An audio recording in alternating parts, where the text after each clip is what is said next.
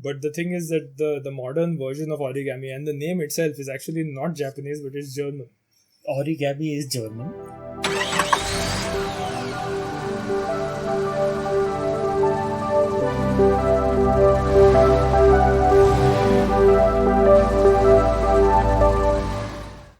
Hello and welcome to Stationery Test Drive, where every week we take humble tools and strange tools and other pieces of stationery and do interesting things with them.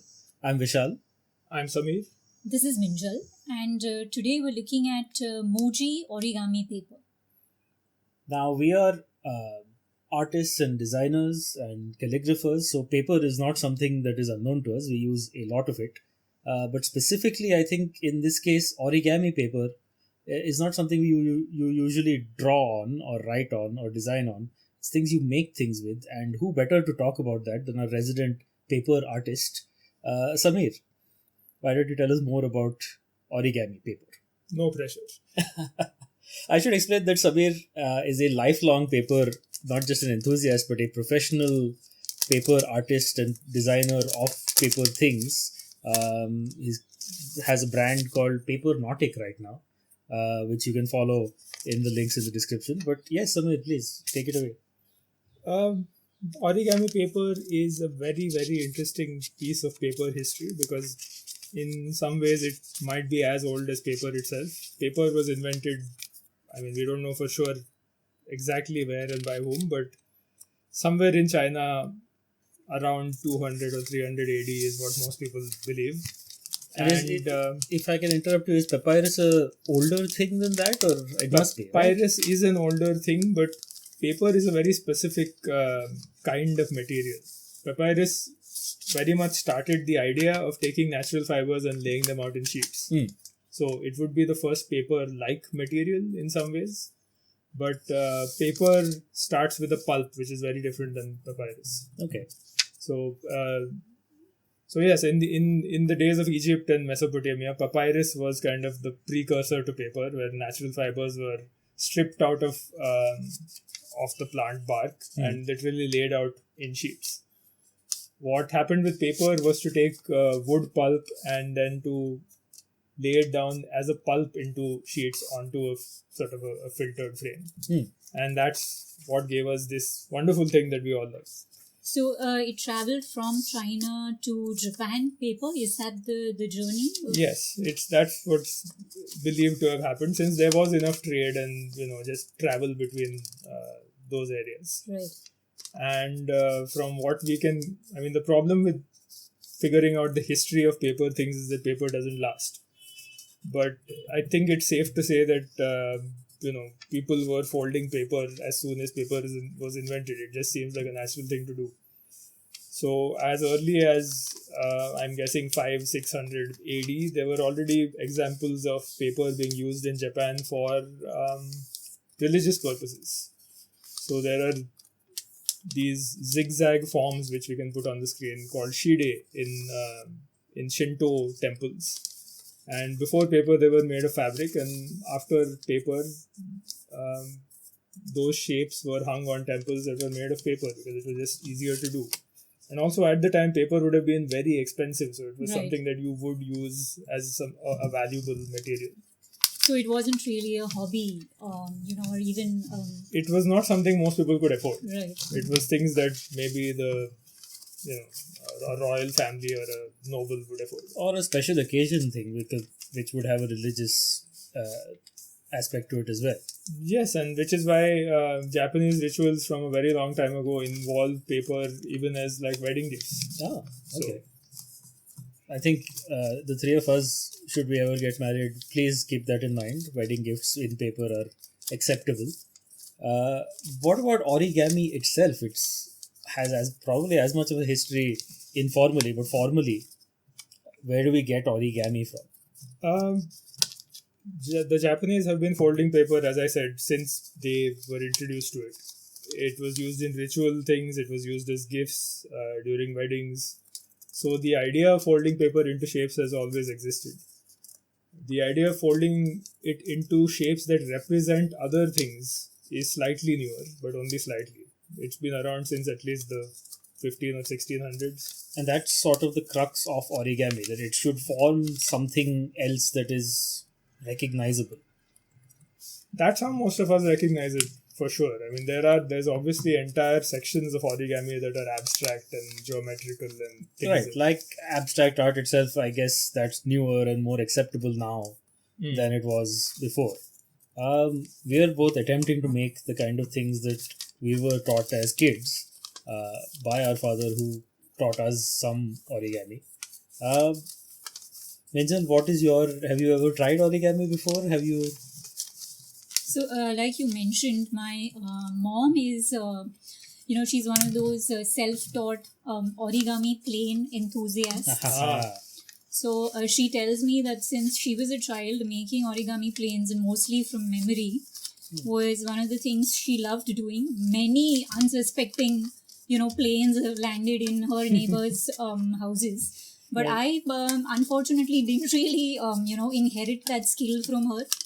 I find origami really meditative, but I have to I have to watch a video, or I follow Sameer's videos on his channel to make things. I can't really fold paper on the spot like this. See, the thing is that we were kind of like your mom in that we learned how to make paper airplanes pretty soon after making things like what I'm going to make right now. And we also then peppered other people's balconies and yards with them. These were all used school books. So that was our summer activity. Once the books were done with in school, we had to get rid of them ceremonially during the summer by Yes, and that was the kosher way that we used origami. The not so kosher way was that I would be doing this under my desk. Yes, so during boring classes. Now that would make for a very boring video, which is why he's showing this above the desk, so to speak. And I think I'm done with my model. This is the model that I sort of default to, and it's a bird, but it's not the traditional crane that is famous in things, and it's non-traditional like I am, because these flappy birds. Best special effect ever. But enough of that. We are Stationery Test Drive, and part of the test drive part of the name is that every week we take these materials on an artistic test drive. We are enthusiasts and lovers of stationery and making things, and Minjal, you have made things. Yeah, I'm going to continue folding of these. So I wanted to stay true to the theme of stationery, and so I've actually made, this small book from one piece of paper. This is a bookmark. This is, a really nice pen or pencil holder. It's a sheath like a sword. That too. And this is, what the Japanese call a Masu box. Oh, okay. Which means, a wooden box. Okay. That's what it means. And it was used to, pour rice. So like a rice measure. Correct. Okay. So, these are my experiments. And you can store paper clips in this, erasers, small stationery objects lying around. I think the book is fascinating because you could... How many sides does it have? How many pages? 2 or 3? This has 4 sides and all. Okay. So interesting. You can actually, you can write on this. It's not just... yeah. And the you fact can make a zine. You can make a zine, yes. And the fact that it uses the white side of the paper to make the inner pages, that's just a brilliant design. Now that is unusual. Why don't you tell us about how this paper, origami paper from Muji, it differs from many other works, right? The thing about what we now... We were talking about the Japanese having sort of invented origami, if you want to call it that. But the thing is that the modern version of origami, and the name itself is actually not Japanese, but it's German. Origami is German? It started that way because when the Germans invented the whole idea of kindergarten, and they felt that children had to have sort of enjoyable activities that were also educational, they started using the idea of origami, which they came up with the name origami, which is folding paper based on the Japanese words. Okay. And they are the ones who kind of popularized it. So this whole idea of us making cute little things with colorful paper actually started with the Germans spreading kindergarten to the whole world, including Japan. Okay, that is fascinating, and I'm guessing it's grammatically correct enough that the Japanese also refer to it as origami. Yes, because ori is folding and kami is paper. So Okay, origami. and I guess the G sound comes from the Germans, maybe. I mean, I think it's also just the fact that these sort of exact pronunciations kind of change depending on Right. which dialect and those kind of Right. things. So, Now, your test drive, Samir, takes into account this specific feature of the Muji paper. yeah, and the thing I wanted to point out is that common origami paper, but that you will come across most of the world, is actually this kind of paper. It is extremely thin. This might be what, 50, 60 GSM? It's usually exactly 60 or 62 GSM. Right. It's not copy paper. It's thinner than copy paper. Yeah, it's in fact, I can't even find the traditional name for this paper because these days it's just called kami, even in Japan, which is actually just paper. Okay. But this kind of origami paper is now just called kami paper. And this is two-sided. It's two-sided because the paper is made usually white and then it is printed on one side. And it has to, for such a thin paper to be only pigmented on one side is quite a feat, actually. Yeah, I mean, the technology and the skill that the Japanese have in paper making is definitely something that's unprecedented, and I don't know if anyone's equaled even now. And that's why we're featuring the Muji paper today as opposed to local brands that we get here in India where we live. Mostly because, and we'll get to this when I talk about my test drive, but Samir, why don't you show us your piece? So the kami paper is usually one-sided. Some of them are colored on both sides, but usually white on one and printed on the other. And yes, the piece that I did was kind of something that would really use that look and that ability to have white and a color. That is lovely and strange and yet so simple. Yeah, and this is a very modern form of origami. There were no traditional geometrical origami designs that we know of. But as origami spread through the world and, children learnt it, and then adults who grew up learning it continued to learn it and then brought mathematics into it. So modular origami, which is what this is made out of 12 squares of paper. Only 12. It seems like almost 100. Yeah, I mean, the way they're interlaced is just absolutely beautiful. And that's where the white paper comes into play, Right. right? And if you did not have white on the other side, it would just be a lot less complex looking. I mean, it would look as beautiful, I think, in a single, maybe even a black or something like that, but only up close. On camera, this, I'm sure, is coming across as well as it does to us here in person. And the great thing about origami is that as people have learned how to use it, it makes things that are fairly strong. This is much stronger than You could easily surface this and turn Think it it into is. a lamp, I guess. Yeah. And this particular model you learned from a book, right? Is there? Do we have that book somewhere? We should try to find it. Yeah, this is based on a book that was gifted to me and is by one of the most popular living origami artists, Tomoko, I believe is how her name is pronounced. And yeah, this is a great book with a lot of geometrical designs. I'm really enjoying playing around with these. And such a colorful, vibrant book. Yeah, And there's your cube, mosaic cube, right there. exactly. In a even more colorful version. Yeah, and that's she's used one of those papers which are printed on both sides with different colors. And I think one of the things I like about the Muji one is the kind of the subtle colors and how they're rich without being overwhelming. Even the red, which is traditionally quite a vibrant Yeah, I mean, pop of color. I love that they even have a grey in there. Oh yes, a grey is always wonderful. I went for a different type of kami, which I believe is called Kirigami. Now, Kirigami, as far as I understand it, is the art of paper cuts. Yes. In which, just like I'm sure people started folding paper the second they were making it, I'm sure someone started cutting paper the way they make it. And it's sort of like toast. You make bread and then you say, you know what, this bread is just not enough bread, so let me cook it some more and get more bread out of it by toasting it. Similarly, you take paper and you cut it, and you do get more out of it. And I've done 3 types of paper cuts. These are all the same paper. Just with the scissor, I use the regular, I think we featured this in our episode on scissors, the Munix, which I have somewhere, but we'll do more on that in the future. So these are 3 pieces of paper cut with a scissor, and I used a compass in one case. So I was looking for kind of 3 levels of complexity.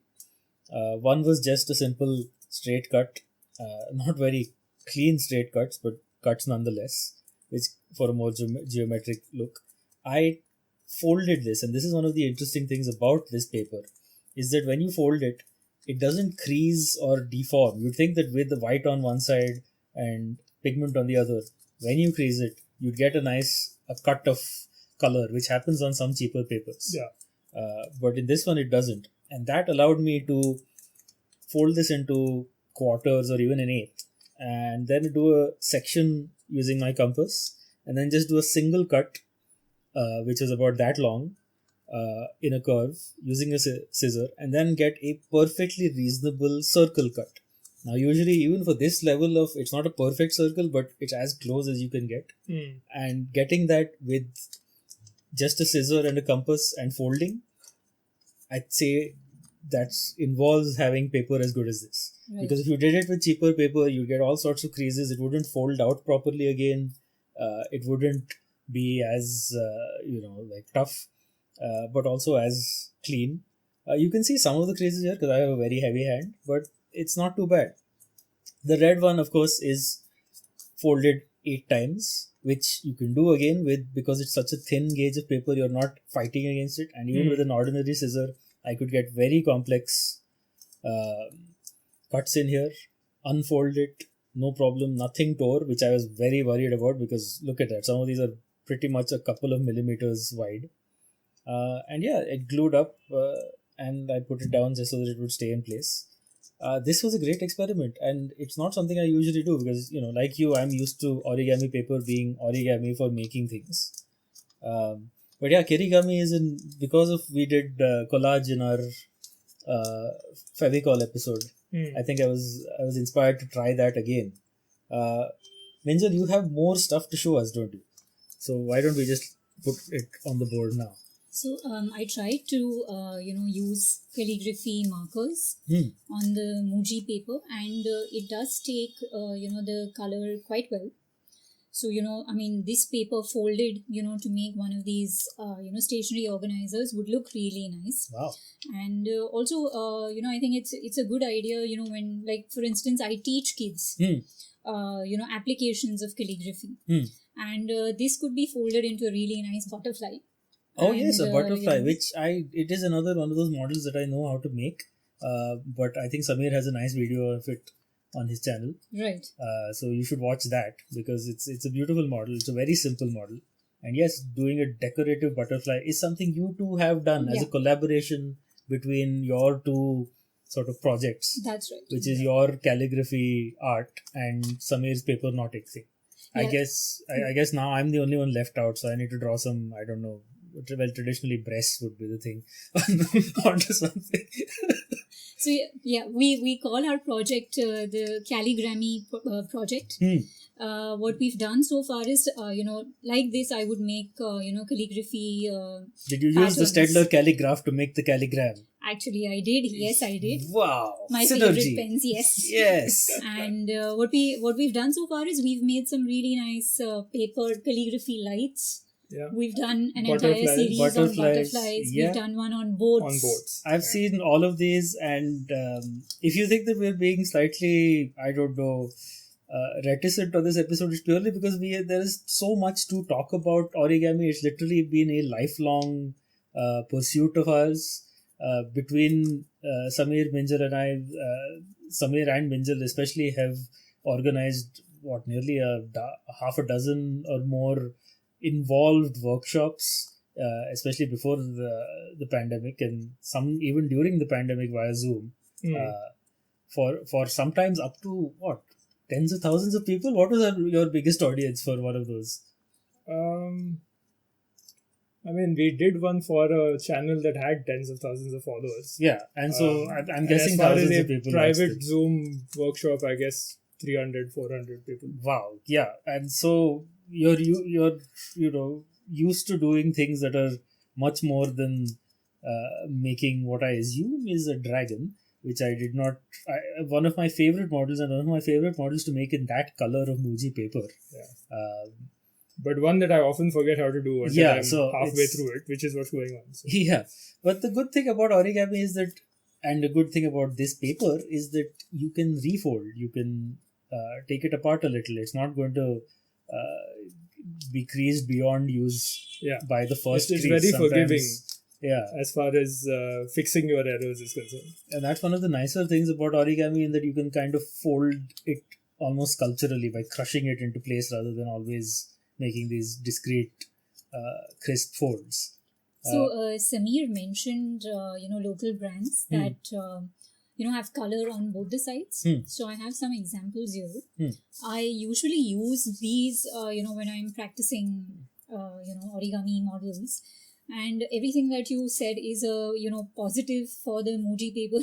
Actually, doesn't work with these because they crease very easily. I think just off the bat, and I hope this comes through on camera, but this one has a grain or like a pattern to the way the cellulose goes down, which you can clearly see in this direction. Whereas this one is much more uniform and like a noise pattern. Like if you remember old TVs, they're like the static snow. And yes, I'm guessing then when you fold it in quite the wrong way, which you have to for origami, Right. Yeah. it doesn't quite work out. And then the paper inside the pigment may not be fully impregnated. It's quite coarse. It's not really smooth. it's heavier. First And of all, it's you heavier. can tell that just by picking it up. This one is maybe even half the weight. Despite this being thin, it's not unreasonable to use this for origami. It's just not the best option. Yeah, Uh, it's not bad at all. I do use it. I've even used it for some of practice? my workshops. Oh yes, and for Because workshops. when because- people are learning, it's not that this makes it easier to learn necessarily. No, this is good when you have a better understanding of things, when you have some more, experience with stuff. What about Muji itself? Why have we picked Muji this time? Well, part of it is to do with where we are and the fact that Muji is one of the only Japanese brands that we have around which always has origami paper. Right, and it is fairly inexpensive still, I think. I don't. Do we know how much it is? That is our dragon. So a pack of 80 sheets would, what we checked latest, would cost rupees 90. Which is a little over $1 here with our taxes. And that's pretty good. I was expecting it to be more by now. It is high quality. I remember that it used to be almost double that a few years ago, so I don't know. There's something going on as far Maybe as... it's a double pack or something. Or 160 was more, but it's very. But to put things into perspective, a pack of Muji, if it costs 90 rupees, a pack of the usual local stuff would cost maybe 20. Yeah, So and this is much better than it's more worth the 90. So if you have a Muji or access to a Muji wherever you are, do pick one up if you're passing by. It's well worth the money for, as you can see, a variety of uses. Do we have anything that we haven't covered yet? Because I think this is certainly the most variety we have had on this show for a single type of object. yeah, I mean, I think I'm very glad that someone like Muji does this because it's something that has allowed it to kind of spread around the world to places that would normally not have access to good Japanese papers. And it also kind of fits with their whole philosophy of kind of being brandless. Yeah, it's just right. It does not have any. Origami paper is the ultimate in brandless material. Like it's what you make of it rather than... Quite literally, this is all. I mean, I just recently learned that Muji actually is just a short form for Muji Rushi Ryohin, which is no brand, good quality products. Well, it literally translates to that. That is definitely a good no brand, good quality product. We do have a brand. It's called Inky Memo, and you should subscribe to its newsletter follow it on social media. Follow us on social media, where we keep posting about all of the work we do like this. And every week like we said at the start of the show, we test out things. We have many exciting things coming up if you're a stationery head. Some big brands that we're not too happy with. But for that, you'll have to stay tuned. You'll have to, as we said, subscribe to this channel and like it if you like it. Until next time, I've been Vishal. I'm Samir. This is Minjal. Keep folding.